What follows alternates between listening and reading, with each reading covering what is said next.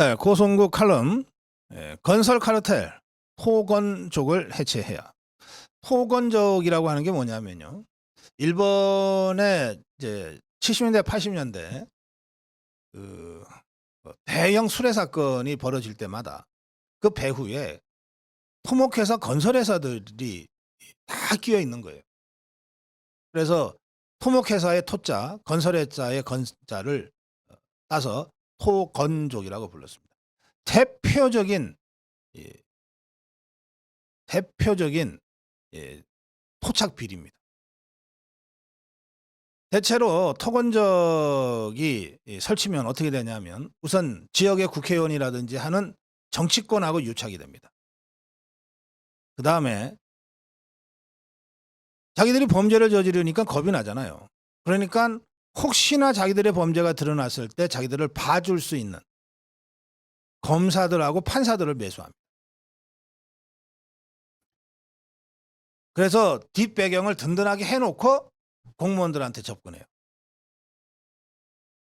그래서 정치인, 사법기관, 판사검사 그리고 공무원들까지 엮어서 돈질을 해대고 있는 거가 바로 토건족입니다. 그러면 이 토건족, 토목회사 건설회사는 도대체 어떻게 이 돈을 만드는가? 세 가지 단계에서 돈을 만들어 왔던 것으로 경험상 확인이 됩니다. 첫째는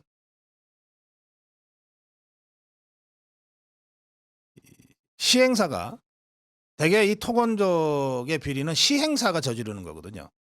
시행사가 시공사, 현대건설이나 뭐 삼성엔지니어링이나 하던 이 대형 건설 회사는 상대적으로 투명해요.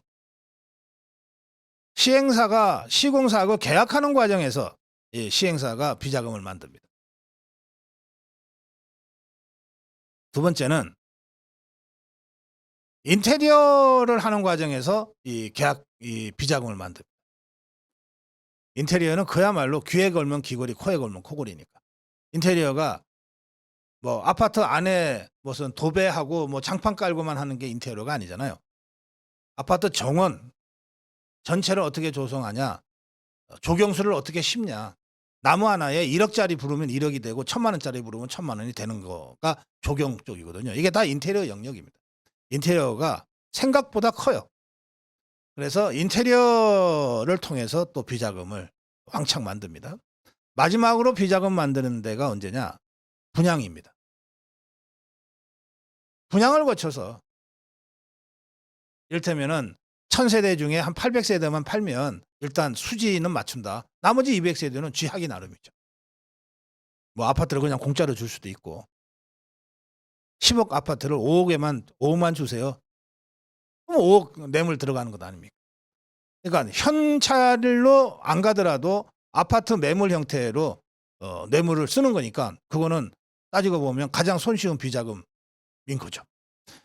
이렇게 해서 이 비자금을 만들어요. 이 비자금을 가지고 정치인들을 매수하고 판사들, 검사들 매수하고 스폰서해서 맨날 술 퍼먹이고 공무원들한테 뒷돈 집어주고 이렇게 해서 수십 년간 지역의 토호 세력으로 성장해서 나중에는 정치인도 지 마음대로, 판사 검사도 지 마음대로, 공무원들은 뭐 그냥 손으로 부르고 턱으로 부르는 이런 식의 거대한 괴물 같은 권력으로 이제 컸던 거죠. 이게 일본의 토건족입니다.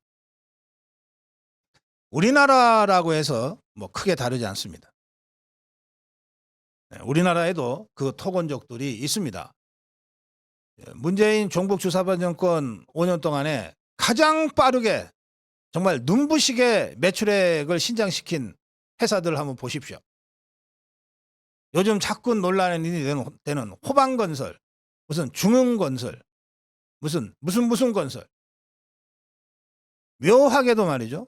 그 호남에서 출발한 호남 기반 이 건설사들이 그야말로 광속과 같은 식으로 매출이 신장되고 회사가 커졌어요. 그래서 우리나라도 이 토건족의 발호, 토건족을 중심으로 한 이 지역 토착 비리 커넥션, 건설 카르텔이 수십 년간 자리 잡아왔다. 특히 이것은 정권의 교체에 따라서 이게 다 인허가와 연관되어 있기 때문에 부침이 매우 심했다. 영남에 기반한 건설회사는 부도나고 호남에 기반한 건설회사는 갑자기 막 매출이 막 몇 배씩 뛰어오르고 하는 일이 드물지 않았다. 따지고 보면 지금 이재명이가 지금 이 혐의를 받고 있는 거 한번 보세요. 대장동도 결국은 토건 아닙니까? 백현동도 토건 아닙니까? 정자동 호텔 토건이잖아요.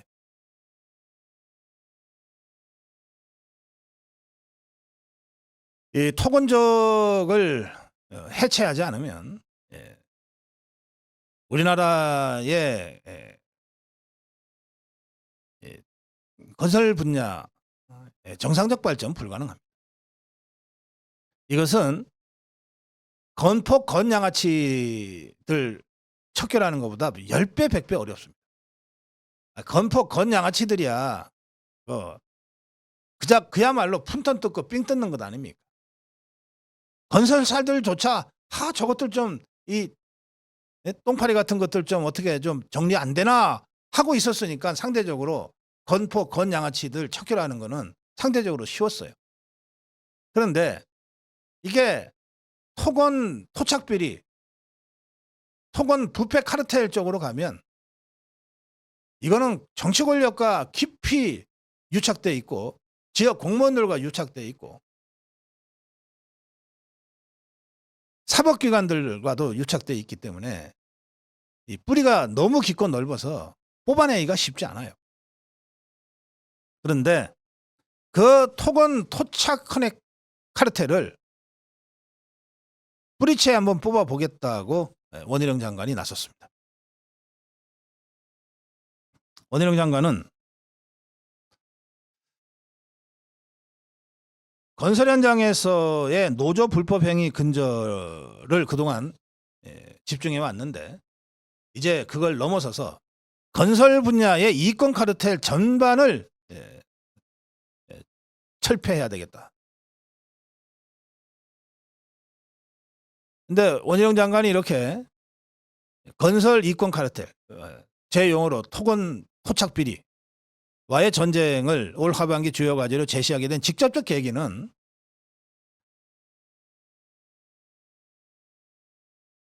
시흥 은계지구의 불량 상수도관 자재 시공,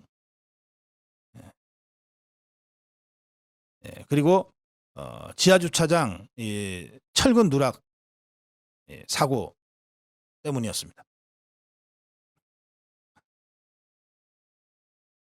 원희룡 장관은 어제 오후에 LH 서울지역본부에서 공공주택 긴급안전점검 회의를 열었습니다. 경기도 시흥 은계지구 LH 아파트 단지의 수돗물 이물질 문제 그리고 LH 발주 아파트 철근 누락 문제를 논의했는데 생활의 기초인 먹는 물, 안전의 기본인 시설물에서 문제가 생긴 것은 어떤 변명으로도 덮을 수 없다. 무거운 책임을 느껴야 한다. 그러면서 이한준 LH 사장과 함께 나란히 서서 90도로 허리를 굽혀 대국민 사과를 하면서 국민 신뢰를 회복할 수 있는 모든 조치를 다 하겠다.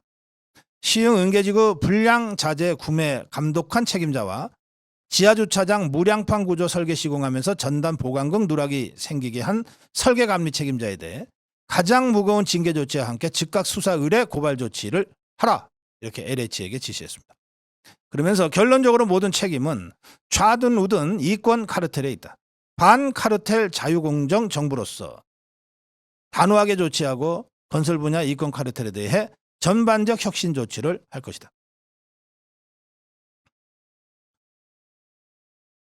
네, 시흥 은계지구는 LH가 상수도관 3km 교체를 밝혔는데 여기에 대해서 시흥시는 20km 전 구간 교체를 건의해 왔거든요.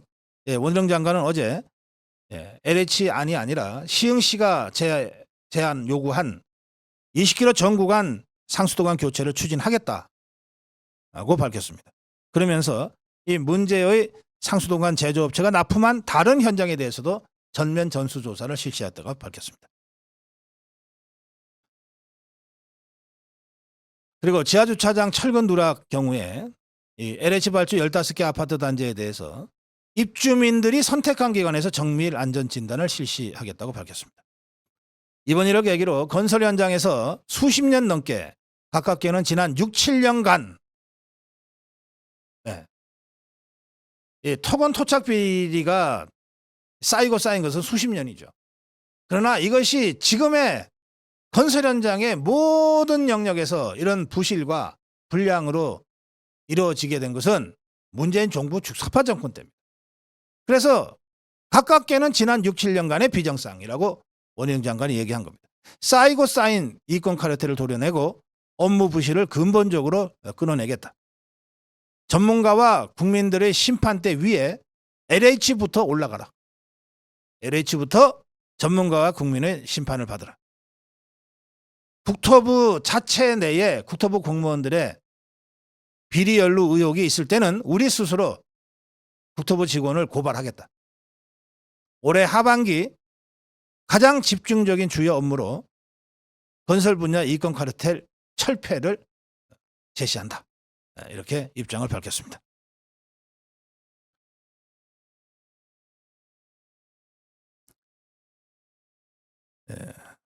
많은 분들이 원희룡 장관에 대해서 양평고속도로 어떻게 되느냐 다들 궁금해 하시는데, 양평고속도로 부분과 관련해서는 원희룡 장관이 어제 여야가 노선검증위원회를 꾸려서 노선을 정하고 재개하자. 그러면 더 이상 이러니 저러니 말이 안 나오지 않겠냐. 그런데 이 노선점검 회의는 심상정이가 이미 노선검증위원회를 여야가 함께 꾸리자고 제안을 했던 거다. 내가 야당의 주장을 받아서 그거 하겠다고 하는데 이것도 안 하려고 그러냐. 국정조사에 갈 게 뭐 있냐. 상임위에서 전문가 부르면 되고 증인 선서시켜서 거짓말하면 처벌도 가능한데 뭐하러 국정조사까지 가냐. 시간 끌지 마라. 노선검증위원회 여야가 함께 꾸리자. 그리고 그 결과 어떤 노선이든 그대로 건설하면 되지 않냐. 양평고속도로 나만큼 진짜 빨리 재추진하고 싶은 사람 여기에 누가 더 있냐. 이런 취지의 발언도 했습니다. 고성국 칼럼, 오늘은 건설 카르텔, 건설 분야 이권 카르텔, 토건족 철폐에 대한 말씀을 제가 드렸는데, 이 토건적 철폐는 우리 사회가 선진하러 가는 데 있어서 꼭 통과해야만 될 일종의 관문입니다. 차제에 원희룡 장관의 선언도 있었으니 많지 범정부적으로 토건비리 척결을 위해서 힘을 모아야 되겠습니다. 고성국 칼럼이었습니다.